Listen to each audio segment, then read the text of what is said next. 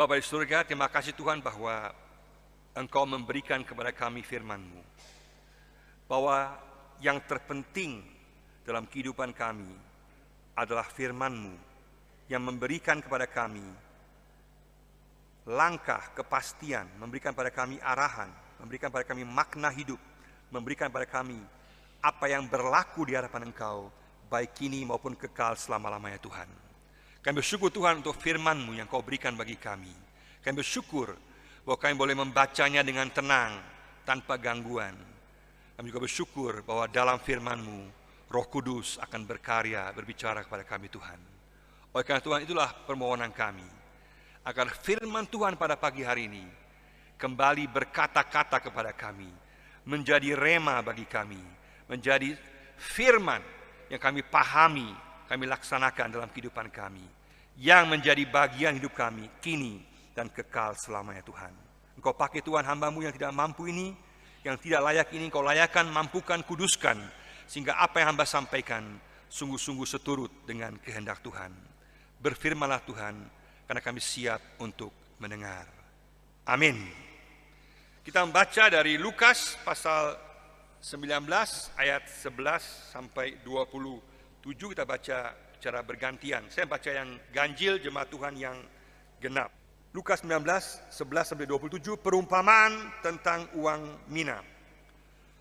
Untuk mereka yang mendengarkan dia di situ, Yesus melanjutkan perkataannya dengan suatu perumpamaan, sebab ia sudah dekat Yerusalem dan mereka menyangka bahwa kerajaan Allah akan segera kelihatan. Maka ia berkata, ada seorang bangsawan berangkat ke sebuah negeri yang jauh untuk dinobatkan menjadi raja di situ, dan setelah itu baru kembali. Ia memanggil 10 orang hambanya dan memberikan 10 mina kepada mereka. Katanya, pakailah ini untuk berdagang sampai aku datang kembali. Akan tetapi orang-orang sebangsanya membenci dia, lalu mengirimkan utusan menyusul dia untuk mengatakan, kami tidak mau orang ini menjadi raja atas kami. Dan terjadilah ketika ia kembali, setelah ia nobatkan menjadi raja, ia menyuruh memanggil hamba-hambanya yang telah diberinya uang itu untuk mengetahui berapa hasil dagang mereka masing-masing. Orang yang pertama datang dan berkata, Tuan, mina Tuan yang satu itu telah menghasilkan 10 mina. Katanya kepada orang itu, baik sekali perbuatanmu itu, hai hamba yang baik. Engkau telah setia dalam perkara kecil, karena itu terimalah kekuasaan atas 10 kota. Datanglah yang kedua dan berkata, Tuan, mina Tuan telah menghasilkan 5 mina. Katanya kepada orang itu, dan engkau kuasailah 5 kota. Dan hamba yang ketiga datang dan berkata, Tuan, inilah mina Tuan, aku telah menyimpannya dalam sapu tangan. Sebab aku takut akan Tuan, karena Tuan adalah manusia yang keras. Tuan mengambil apa yang tidak pernah Tuan taruh, dan Tuan menuai apa yang tidak Tuan tabur. Katanya kepada orang itu, hai hamba yang jahat, aku akan menghakimi engkau menurut perkataanmu sendiri. Engkau sudah tahu bahwa aku adalah orang yang keras, yang mengambil apa yang tidak pernah aku taruh dan menuai apa yang tidak aku tabur. Jika demikian, mengapa uangku itu tidak kau berikan kepada orang yang menjalankan uang? Maka sekembaliku aku dapat mengambilnya serta dengan bunganya. Lalu katanya kepada orang-orang yang berdiri di situ, ambillah mina yang satu itu daripadanya dan berikanlah kepada orang yang mempunyai 10 mina itu. Kata mereka kepadanya, Tuan, ia sudah mempunyai 10 mina. Jawabnya, aku berkata kepadamu, setiap orang yang mempunyai, kepadanya akan diberi, tetapi siapa yang tidak mempunyai, daripadanya akan diambil juga apa yang ada padanya. Akan tetapi, semua seteruku ini yang tidak suka aku menjadi rajanya, bawalah mereka kemari dan bunuhlah mereka di depan mataku. Berbahagialah setiap orang yang mendengarkan firman Tuhan dan yang melakukannya hari demi hari. Haleluya. Shalom. Shalom. Shalom. Terima kasih untuk kehormatan bahwa saya boleh membawa firman pada pagi hari ini. Bapak Ibu jangan khawatir, saya kemarin baru tes COVID dan saya negatif. Jadi kalau saya batuk-batuk sedikit, jangan pikir ada hubungan dengan corona. Ya. Baik, tema kita pada pagi hari adalah setia melaksanakan tugas utama. Setia melaksanakan tugas utama. Kalau kita lihat teks ini secara keseluruhan, Tuhan Yesus memberikan kepada setiap orang percaya sebuah tugas utama. Entah dia muda, dia tua, dia kaya, dia miskin, pendidikannya apapun juga, jabatan gerejanya apapun juga, situasinya bagaimanapun juga, apakah dia punya posisi atau tidak, semua diberikan tugas yang sama. Dan tugas utama yang sama ini akan menentukan apakah kita sungguh-sungguh mengasihi Tuhan, apakah kita sungguh-sungguh setia kepada Tuhan, dan kita pun juga akan diadili berdasarkan kesungguhan kita untuk sungguh-sungguh setia melaksanakan tugas utama itu. Dan tugas utama ini adalah memberitakan Injil dengan perkataan dan tindakan kasih, dengan menggunakan segala pemberian yang Tuhan telah berikan pada kita. Memberitakan Injil dengan perkataan dan tindakan, dengan segala sesuatu yang Tuhan telah berikan kepada kita. Ada 7 hal yang saya ingin tekankan secara singkat dari teks ini pada pagi hari ini. Yang pertama adalah penggenapan kerajaan Allah secara bertahap sudah ada tapi belum sempurna. Penggenapan kerajaan Allah secara bertahap sudah ada tapi belum sempurna, ayat yang ke-11. Di sini Tuhan Yesus memberikan sebuah perumpamaan dalam masa sebelum dia menuju pada kematiannya di kayu salib. Sebelum dia akan menebus dosa kita di kayu salib, dan sebelum dia bangkit dan kemudian naik ke sorga, dia kemudian memberikan perumpamaan ini. Sebelumnya dalam Lukas 19 ayat 10, Yesus mengatakan bahwa dia datang, misinya adalah untuk mencari dan menyelamatkan yang hilang. Dan kemudian juga dalam Markus 10 ayat 45 dikatakan bahwa Yesus datang untuk melayani orang-orang, dan juga datang untuk memberikan nyawanya sebagai tebusan bagi banyak orang. Yesus datang itulah untuk membawa penebusan supaya kita memiliki kepastian pengampunan dosa, memiliki hubungan yang erat dengan Allah, didamaikan dengan Allah. Dan itulah misi Allah yang utama, Yesus yang utama. Dia datang membawa penebusan dosa. Tapi kemudian di sini para murid salah menyangka. Mereka pikir karena Yesus sudah dekat kepada kota Yerusalem, mereka pikir Yesus akan segera dinobatkan sebagai raja dalam pemahaman Mesias, dalam pemahaman militer. Mereka pikir Yesus akan berkuasa sebagai raja dunia yang kelihatan. Maka di sini Yesus kemudian mengkoreksi pandangan para murid yang salah. Juga para pendengarnya. Dia katakan bahwa kerajaan Allah akan datang secara bertahap, karena mereka beranggapan di ayat 11 bahwa kerajaan Allah akan segera kelihatan. Kalau kita baca ayat 11, mereka salah tangkap. Yesus menjelaskan bahwa masih akan ada waktu antara Yesus akan mati dan bangkit dan naik ke sorga, sampai kemudian nobatkan sebagai raja, sampai dia datang kembali. Akan ada masa antara, ada waktu antara, baru Yesus akan datang kembali dalam penggenapannya secara sempurna. Sehingga dengan datangnya Yesus sudah ada kerajaan Allah.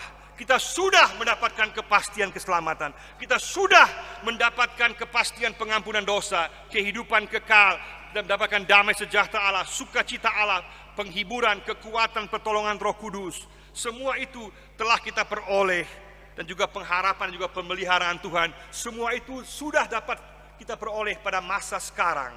Tetapi kerajaan Allah secara sempurna baru akan datang secara sempurna di masa depan, di mana akan ada bebas daripada air mata, bebas penindasan, bebas dari kematian, bebas daripada kesakitan, bebas dari segala hal yang bersifat negatif dalam kehidupan kita. Itu baru akan terjadi setelah Yesus datang kembali, dinobatkan sebagai raja, dan kemudian datang kembali. Maka kerajaan Allah secara sempurna akan ada.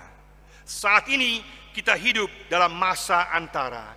Sudah ada kerajaan Allah, sudah ada berkat-berkatnya, kepastian keselamatan, damai sejahtera, penebusan dosa, pengampunan dosa, pemeliharaan Roh Kudus. Tapi juga Yesus yang akan memerintah secara nyata dalam kuasanya, bebas daripada penindasan kuasa iblis, kegelapan, penderitaan, baru akan ada di masa yang akan datang. Yesus akan datang sebagai raja segala raja bagi langit dan bumi yang baru. Itulah yang Yesus mau tekankan pada para murid di sini. Dan di sini Yesus memberikan perumpamaan tentang seorang, dia menyamakan dirinya dengan seorang bangsawan yang pergi jauh untuk dinobatkan sebagai seorang raja, akan datang kembali. Dia berbicara tentang dirinya bahwa dialah raja yang sesungguhnya, yang kemudian dinobatkan dan akan datang dalam kekuasaan dan kemuliaan di masa yang akan datang. Sehingga Yesus memberikan sebuah sketsa di sini. Dia akan mati, dia akan bangkit, dia akan naik ke sorga, dia akan dinobatkan sebagai raja, dan kemudian ada masa antara dan dia akan datang kembali dalam kekuasaan dan kemuliaan. Luar biasa sekali. Dan di masa antara ini, dalam masa antara ini, Yesus memberikan sebuah tugas utama. Sebuah tugas utama, itulah yang dia berikan kepada kita dalam perumpamaan ini. Sehingga sikap kita, apakah kita menerima dia sebagai raja atau kita menolaknya, akan menentukan keselamatan kekal kita. Sejauh mana kita sungguh-sungguh melakukan perintahnya, sejauh mana kita melakukan tugas utama yang telah dipercayakan kepada kita, itu akan menentukan kita di masa depan. Maka perumpamaan ini merupakan sebuah peringatan yang sangat serius dari Yesus pada setiap orang percaya. Bagi gereja Tuhan sepanjang zaman, kita harus memperhatikan tugas utama yang Tuhan mau berikan, Tuhan berikan, yang Yesus berikan kepada kita. Dan kita harus bertanggung jawab di hadapan Tuhan. Karena Yesuslah Raja segala raja, dialah Raja alam semesta ini. Pertanyaannya, maukah kita mengakui Yesus sebagai Raja kita? Maukah kita mengakui dia secara pribadi sebagai Raja kita? Maukah kita menantikan kedatangan Yesus sebagai Raja dan penggenapannya, kerajaannya secara sempurna? Itu yang pertama. Yang kedua di sini, yaitu tugas utama. Sekarang tugas utama bagi setiap pengikut Yesus, memberitakan Injil dengan perkataan dan tindakan, dengan menggunakan segala pemberian Tuhan bagi kerajaan Allah. Ini kalimat agak panjang, tapi kalimat yang sangat penting.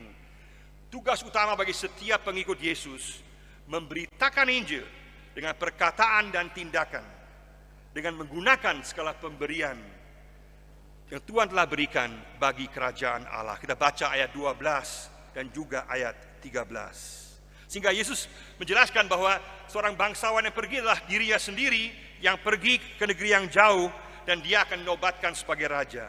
Yesus rupanya pada waktu itu sedang keluar dari Yeriko menuju ke Yerusalem, dan kemungkinan besar dia lewat istana Arkelaus. Nah, Raja Arkelaus ini adalah putra daripada Herodes Agung. Kita tahu Herodes Agung yang mati 4 sebelum Masehi, dia adalah raja yang paling bengis, kejam, sadis, yang membunuh bayi-bayi saat Yesus lahir. Dan putranya ini, yang pertama ini Arkelaus, sama kejamnya, sama jahatnya seperti bapaknya. Sehingga dia ngotot mau menjadi raja atas Israel, Samaria, Yudea, dan juga Galilea. Tapi dia begitu diprotes oleh masyarakat Israel. Mereka tidak suka karena dia kejam dan dia bengis. Apa yang dia buat? Dia pergi ke Roma untuk kemudian minta dinobatkan sebagai raja oleh Kaisar Roma, Kaisar Romawi. Dia pergi untuk mau diminta dinobatkan sebagai raja atas Israel. Tapi dia tidak tahu bahwa bangsa Israel yang begitu jengkel atas Arkelaus, karena juga ada 3.000 orang sebelumnya dibunuh karena mereka protes kepada Arkelaus, mereka mengirim 50 orang sebelumnya ke Kaisar Romawi. Mereka mengadukan kritik, mereka protes kepada Kaisar Romawi, mengatakan kita tidak mau supaya dia menjadi raja kita. Maka kemudian apa yang terjadi? Kaisar Romawi tidak menjadikan Herodes sebagai raja. Akhirnya kerajaan dibagi tiga daerah.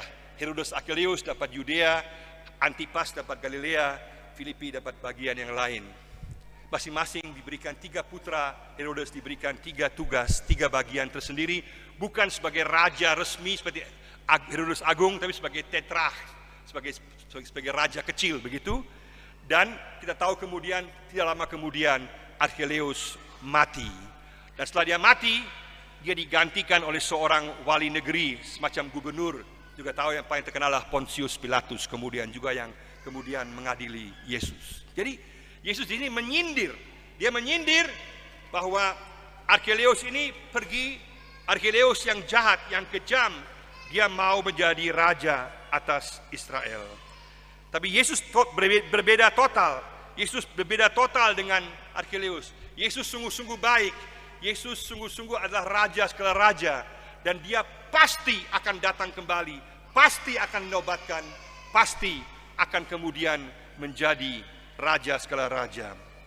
Dan Yesus sengaja membuat perumpamaan ini untuk sedikit mengejutkan, mengagetkan para pendengar. Yesus suka memakai perumpamaan yang mengagetkan. Kita pikir, kenapa Yesus menyamakan dirinya dengan Archelaus yang jahat itu, Archelaus yang sadis itu, Archelaus yang kurang ajar itu? Tapi Yesus mau mengatakan bahwa dia beda total. Archelaus yang jahat itu tidak menjadi raja, tapi dia, meskipun dia akan ditolak juga oleh orang-orang, tapi Allah yang menerima dia, Allah yang menobatkan dia sebagai raja, Allah yang menjadikan dia raja segala raja. Kita juga tahu Yesus menggunakan perumpamaan yang lain yang juga memakai pribadi-pribadi yang agak aneh, misalnya hakim yang tidak benar, atau pencuri di waktu malam, atau juga bendahara yang tidak jujur. Yesus menggunakan figur-figur ini tujuannya supaya para pendengar ini kaget dan mulai berpikir, mulai memahami, dan kemudian tahu apa yang Yesus ingin katakan. Dan di sini Yesus ingin katakan bahwa dia lain dengan Archelaus. Dialah raja yang sesungguhnya, dan dia pasti akan menobatkan, karena dialah raja segala raja. Luar biasa.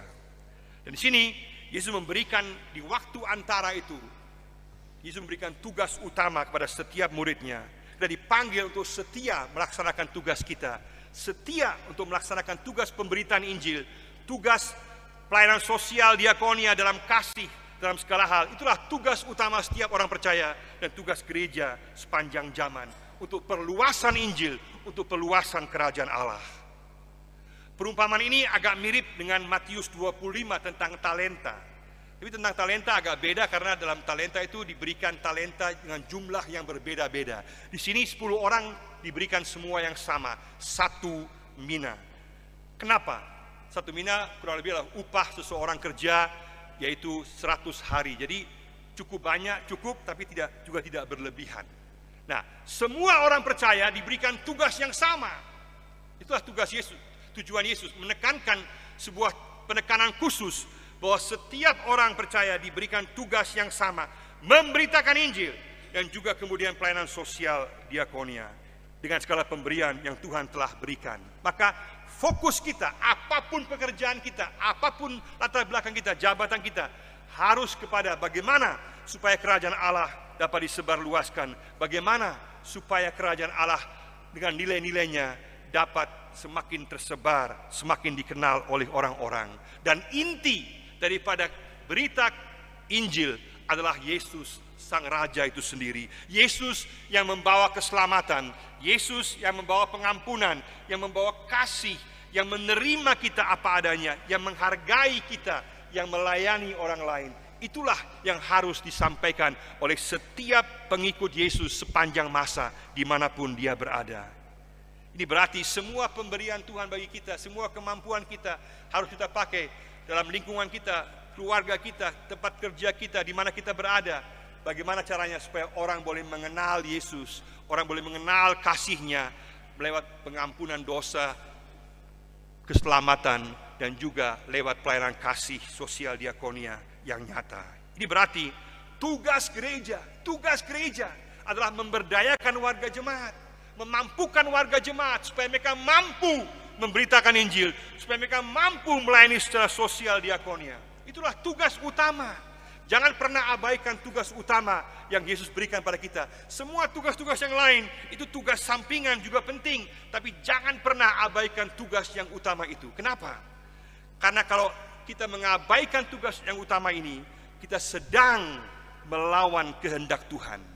Karena di hadapan Tuhan yang akan berlaku adalah sejauh mana kita sungguh-sungguh setia melakukan tugas utama yang telah dipercayakan kepada kita. yaitu sungguh-sungguh membawa berita Injil pengampunan keselamatan Allah, membawa pelayanan sosial diakonia yang nyata. Itulah tugas utama kita, siapapun kita. Dan itulah yang juga dikerjakan oleh jemaat mula-mula. Jemaat mula-mula itu meskipun ada para rasul yang sungguh-sungguh mereka ikut Yesus, tapi semua warga jemaat yang lain, semua pengikut yang lain, semua sama-sama bersatu. Mereka memberitakan Injil, sama-sama melayani sosial diakonia, sehingga akhirnya sungguh-sungguh Injil meluas, menyebar kemana-mana. Kasih Yesus menjadi nyata bagi semua orang. Dan dengan demikian, maka kerajaan Allah sungguh-sungguh diperluas. Sungguh luar biasa. Dan pada saat gereja pada masa kini, kalau kita di masa kini juga fokus kepada tugas utama kita, maka gereja kita, jemaat kita, Injil akan semakin menyebar. Banyak orang akan diselamatkan, banyak orang akan dipulihkan, banyak orang yang kemudian juga akan melayani kasih Tuhan, mengalami kasih Tuhan secara nyata dalam kehidupan kita. Hanya kalau kita melakukan tugas utama kita, jangan pernah lupa, jangan pernah abaikan tugas utama kita, karena itulah yang Tuhan tuntut daripada kita. Sekali lagi, saat kita fokus kepada tugas utama pemberitaan Injil dan sosial diakonia, maka kita akan sungguh-sungguh dapat menghindari pertikaian-pertikaian tidak perlu. Kalau kita perhatikan dalam sejarah gereja, mengapa seringkali terjadi perpecahan dalam gereja-gereja? Mengapa sering terjadi permasalahan? Permasalahan terjadi pada saat orang melupakan tugas utama ini. Kalau tugas utama pemberitaan Injil dan juga pelayanan sosial diakonia ini mulai dikesampingkan, mulai diabaikan, maka muncullah kepentingan diri sendiri, muncullah kepentingan ego sendiri, muncullah kesombongan diri sendiri, muncullah agenda-agenda pribadi, iri hati, perpecahan, perselisihan, dan seterusnya. Jadi kalau kita sibuk dengan menjalankan tugas yang utama, melibatkan semua orang percaya, tidak ada waktu untuk ribut-ribut soal masalah-masalah kecil. Tidak ada waktu untuk ribut soal-soal hal yang sepele, yang sampingan. Karena semua tertuju bagaimana Yesus dapat dikenal oleh semua orang, bagaimana kasihnya dapat dirasakan oleh semua orang. Itulah yang merupakan tujuan, itu merupakan hati Allah, itulah hati Yesus. Dia mau supaya kita semua terlibat. Sekali lagi, sini dikatakan bahwa kita dipanggil, dikatakan dalam ayat 13, pakailah uang mina itu untuk berdagang sampai aku datang kembali. Secara simbolis, secara lambang, secara gambaran, Yesus katakan, pakailah Injil itu, semua pemberianku, pakailah sampai aku datang kembali. Luar biasa. Kita dipanggil membawa kasih Yesus, Injil Yesus pada semua orang. Itulah tujuan kita. Dan 1 Korintus 9 ayat 23, Paulus katakan, segala sesuatu ini aku lakukan karena Injil, supaya aku mendapat bagian dalamnya. Sekali lagi, perlu tekankan bahwa perumpamaan ini tidak mengajarkan bahwa kita bisa memperoleh keselamatan lewat membayar uang. Tidak bisa. Tidak bisa lewat usaha manusia, kita tidak bisa. Kita semua diselamatkan hanya karena iman, hanya karena korban Kristus di kayu salib, hanya karena anugerah. Tapi sebagai akibat daripada diselamatkan, maka kita dipanggil untuk setia menyampaikan berita Injil dan melayani secara sosial diakonia dengan segala kemampuan yang ada pada kita. Bersama-sama kita katakan, sudahkah kita sungguh-sungguh mengerti bahwa kita semua tanpa kecuali diberikan tugas, kita semua menyampaikan Injil, melayani secara sosial diakonia. Jangan tunggu SK jemaat, jangan tunggu SK sinode, jangan tunggu siapa-siapa. Yang kasih tahu adalah Allah sendiri, Yesus sendiri. Tugasnya semua kita dipanggil untuk terlibat dimanapun kita berada. Soal SK itu soal jabatan, soal organisasi. Tapi tugas kita berlaku untuk semua orang. Kita semua dipanggil menyampaikan Injil dengan perkataan dan tindakan yang nyata. Sudahkah kita sungguh-sungguh melakukannya?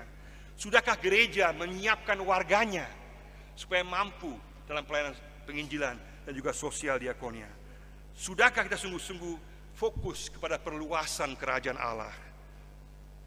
Dan nilai juga nilai-nilai kerajaan Allah. Sama-sama kita katakan, Tuhan, saat ini kita katakan, Tuhan, kita mau terlibat dalam pemberitaan Injil dengan perkataan dan tindakan. Yang ketiga, secara singkat, pelaksanaan tugas dalam situasi perlawanan. Pelaksanaan tugas dalam situasi perlawanan, ayat 14. Nah, dalam ayat 14 ini dikatakan bahwa orang Yahudi akan menolak Yesus. Bahwa banyak orang juga akan menolak Yesus. Mereka yang menolak Yesus juga akan menolak kita. Yesus yang berbuat kebaikan akan ditolak. Kalau mereka menolak Archelaus yang jahat itu wajar, itu lumrah. Dan mereka juga menolak Yesus yang berbuat kebaikan, yang membawa mujizat, yang membawa pengampunan dosa, yang menerima orang. Sungguh-sungguh jahat mereka yang menolak Yesus. Tetapi penolakan ini akan terjadi juga bagi kita. Setiap kita yang terlibat dalam pelayanan penginjilan, sosial diakonia, kita akan mendapatkan perlawanan karena banyak orang yang akan melawan Yesus. Dan sikap ini mewakili semua orang Yahudi, semua orang yang melawan Yesus. Bahkan di kayu salib kita tahu ada sindiran ejekan yang paling parah. Inilah raja orang Yahudi. Padahal yang tergantung di kayu salib adalah Yesus, raja segala raja, raja dunia, yang datang merendahkan diri, datang dalam kerendahan hati yang luar biasa untuk mau menebus dosa kita. Kita harus siap menghadapi tantangan perlawanan, meskipun kita membuat kebaikan, meskipun kita melakukan yang benar, siap menghadapi perlawanan. Siapkah kita? Maukah kita menghadapi itu? Tetap melakukan kebaikan meskipun menghadapi tantangan-tantangan yang luar biasa, perlawanan. Katakan, Tuhan, aku siap melayani Tuhan meskipun menghadapi perlawanan. Yang keempat, secara singkat, pengakuan dan penghargaan Tuhan Yesus yang indah kekal. Pengakuan dan penghargaan Yesus yang indah kekal. Ayat 15 sampai ayat 19. Saat kita sungguh-sungguh menggunakan semua pemberian Tuhan untuk pemberitaan Injil, pelayanan sosial diakonia, waktu kita, kemampuan kita, harta kita, posisi kita, jabatan kita, kita pakai untuk pelayanan Tuhan, untuk pemberitaan Injil sosial diakonia, maka Tuhan katakan dia pasti akan hargai kita, dia pasti akan memuji kita, kita pasti akan mendapatkan upah dari Tuhan. Ini pasti. Karena paling akhir yang menentukan adalah pujian penghargaan Yesus. Semua pujian manusia lain juga silakan, penting juga. Kita punya gelar S1, S2, S3, S4, S-Teler dan S-Cendol dan semua, silakan. Tapi yang paling penting pada akhirnya adalah pengakuan Yesus. Kamu adalah hambaku yang baik dan setia. Amin. Itu yang paling penting. Pasti akan dapatkan upah. Di sini gambarkan diberikan tugas 5 kota, 10 kota. Dalam 2 Korintus 10 ayat 18, Paulus katakan, sebab bukan orang yang memuji diri yang tahan uji, melainkan yang dipuji Tuhan. Yang paling menentukan adalah pujian daripada Tuhan. Dan janji Yesus dalam Matius pasal 5 ayat 12, upahmu besar di sorga. Lagu anak-anak sekolah minggu ini bukan PHP, bukan pemberi harapan palsu. Ini bukan omong kosong, bukan. Ini sungguh-sungguh adalah kepastian, realita, fakta yang bicaralah Yesus Raja segala Raja. Katakan apapun yang kita lakukan akan dapatkan upah di sorga. Kita nggak usah pusing dengan upah di sorga. Yang penting kita memberikan yang terbaik. Amin. Ada peribahasa bahasa Inggris katakan, do your best and God will do the rest.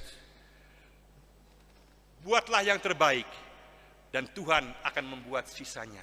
Dan sisanya bukan berarti sisa-sisa, bukan. Tapi upah yang besar, yang mulia bagi setiap kita. Sekaligus juga jelas di sini, bahwa di sorga itu bukan tempat kita nganggur. Bukan tempat kita tidak buat apa-apa, pangku tangan, bukan. Sorga tempat penuh kemuliaan, penuh damai sejahtera, penuh kasih. Tapi di mana juga ada pelayanan, ada pekerjaan yang Tuhan berikan, tapi pekerjaan yang mempunyai makna yang dalam, sehingga semua kita diberikan tanggung jawab yang lebih. Mari sama-sama kita katakan, Tuhan, kita membuat keputusan, kita mau fokus sungguh-sungguh pada penerimaan penghargaan pujian Yesus. Katakan, Tuhan, aku mau mengejar pujian Yesus, penghargaan Yesus, itulah yang utama dalam hidupku. Maukah kita? Yang kelima, secara singkat, penghukuman bagi yang tidak setia melayani. Penghukuman bagi yang tidak setia melayani. Ayat 20 sampai ayat 26. Sini penjelasan cukup panjang, ada 7 ayat Yesus menjelaskan di sini bahwa tidak ada alasan untuk tidak melayani. Tidak ada alasan untuk tidak melayani. Dan ketidaksetiaan kita akan berakibat penghukuman. Karena alasan-alasan yang diberikan oleh hamba yang ketiga ini sama sekali tidak masuk akal. Dia tidak mau mengembangkan apa yang Tuhan telah berikan kepada kita. Alasan-alasannya sama sekali tidak berlaku. Kenapa? Karena berita keselamatan, pengampunan Allah dalam Yesus adalah berita yang terpenting dalam hidup ini dan juga berlaku kekal. Dan bahkan si hamba yang ketiga ini, dia tidak sungguh-sungguh mengenal Tuhannya. Dia bahkan menuduh bahwa Tuhannya itu keras, seolah-olah dia kejam. Padahal kita tahu Allah penuh dengan kebaikan, Yesus penuh dengan kebaikan, Yesus penuh dengan kemurahan. Tuduhannya menunjukkan bahwa dia sendiri memiliki kekerasan hati. Dia memiliki kekerasan hati yang akhirnya mengakibatkan dia tidak taat, mengakibatkan dia kemudian tidak mau setia melakukan perintah Tuhan. Ada bahaya besar. Kita bisa masuk keluar gereja setiap minggu, tapi tidak sungguh-sungguh mengenal Allah, Tuhan Yesus. Ada bahaya besar. Kita mengeraskan hati kita, meskipun secara lahiriah kita ke gereja. Kita tidak mengenal Yesus sungguh-sungguh. Bahkan kita menuduh dia dan tidak mau terlibat dalam pelayanan. Katakan, Tuhan, aku mohon ampun. Aku mau sungguh-sungguh mengenal Engkau. Aku sungguh-sungguh mau menerima Engkau. Tetap ada kesempatan untuk kita. Bersama-sama kita, jangan sampai mempunyai alasan apapun. Kita katakan kita mau memberitakan Injil dengan perkataan dan tindakan yang nyata. Dan pelayanan sosial diakonia. Marilah datang kepada Tuhan. Kenallah segala kebaikannya. Percayalah padanya bahwa dia penuh anugerah, penuh kemurahan. Taatilah apa yang dia perintahkan. Buanglah semua alasan-alasan dan minta ampunlah pada Tuhan. Katakan, Tuhan, aku mau sungguh-sungguh taat kepada perintahmu, pada tugas utama yang kau berikan kepada kita. Masih ada kesempatan, masih ada kesempatan. Jangan sia-siakan waktu dan kesempatan yang ada. Katakan, Tuhan, aku mau, aku bersedia. Yang keenam, penghukuman bagi mereka yang menolak sang raja. Penghukuman bagi mereka yang menolak sang raja. Ayat 27. Di sini, di akhir perumpamaan ini, Yesus bicara mengenai kelompok yang lain. Itu kelompok mereka yang menolak Yesus sebagai raja. Bahwa akan tiba waktunya Yesus datang dalam kemuliaan, dalam kuasa. Dan ada penghukuman bagi semua orang yang tidak mau mengakui Yesus sebagai raja dunia. Dan siapa yang tidak mengakui Yesus sebagai raja dunia, berarti dia adalah seteru Allah, adalah musuh Allah. Dan pasti akan mengalami penghukuman yang dahsyat. Bagi dunia modern mungkin mengenai penghargaan Allah, mengenai penghukuman Allah dianggap mungkin kuno, dianggap tidak dianggap sudah kadaluarsa. Tetapi ini tetap merupakan fakta karena Yesus yang mengatakannya. Yesus, Tuhan Allah sendiri yang mengatakannya. Dia yang berdaulat, dia yang berkuasa. Memang Allah baik, memang Allah penuh rahmat, tapi juga dia tegas menghukum mereka yang menolaknya, yang menentangnya, yang tidak setia kepadanya. Mari sama-sama kita katakan kita mau menjadi sahabat-sahabat Yesus. Jangan sampai kita menjadi musuh seteru Allah. Jangan sampai kita melawan dia. Katakan, Tuhan, aku mau menjadi sahabat Yesus. Katakan, aku mau jadi sahabat Yesus. Aku tidak mau menjadi seteru Allah. Dalam Yesus aku menjadi teman sahabat Allah. Katakan, aku mau menjadi sahabat Allah. Dan terakhir, ketujuh, secara singkat, buatlah pilihan dan keputusan yang tepat. Buatlah pilihan dan keputusan yang tepat. Dalam kehidupan kita, sangat penting membuat keputusan dan pilihan yang tepat dalam kehidupan kita. Mari sungguh-sungguh kita memilih Yesus, menjadikan Yesus Raja hidup kita. Kita menantikan kedatangannya, kita mengakui kedaulatannya atas dunia ini dan atas kehidupan kita secara pribadi. Dan juga katakan, kita mau melakukan tugas utama yang telah Dia percayakan kepada kita. Kita mau memberitakan Injil dengan perkataan dan tindakan, dengan menggunakan semua pemberian Tuhan bagi kerajaan Allah. Ada 3 pilihan di sini. Pertama, mentaati dan melakukan tugas utama kita. Yang kedua, tidak peduli atas perintah Yesus. Yang ketiga, menolak Yesus sebagai Raja. Saat kita taat melakukan yang utama, maka kita akan diterima, dihargai, dan diupahi kekal oleh Yesus sendiri. Luar biasa, sangat indah. Tapi jika kita tidak peduli, jika kita menolak, maka kita akan ditolak dan dihukum oleh Allah. Mari sama-sama kita membuat sebuah komitmen yang baru, keputusan yang baru. Kita menjadikan Yesus Raja kita, pribadi kita. Kita katakan, Tuhan, kita buat komitmen yang baru, katakan di hadapan Tuhan, aku mau memberitakan Injil dengan perkataan dan tindakan, dengan menggunakan pemberian Tuhan bagi kerajaan Allah. Katakan sama-sama, aku mau memberitakan Injil dengan perkataan dan tindakan. Sama-sama, aku mau memberitakan Injil dengan perkataan dan tindakan. Maka Tuhan akan memberkati kita. Injil akan diperluas, dampak Injil akan semakin nyata, kasihnya Allah semakin nyata, dan juga pada akhirnya kita akan diterima oleh Allah sebagai hamba yang baik dan setia, karena kita melakukan tugas yang utama. Kiranya Tuhan memberkati kita semua. Amin. Mari sama-sama kita menerima berkat Tuhan.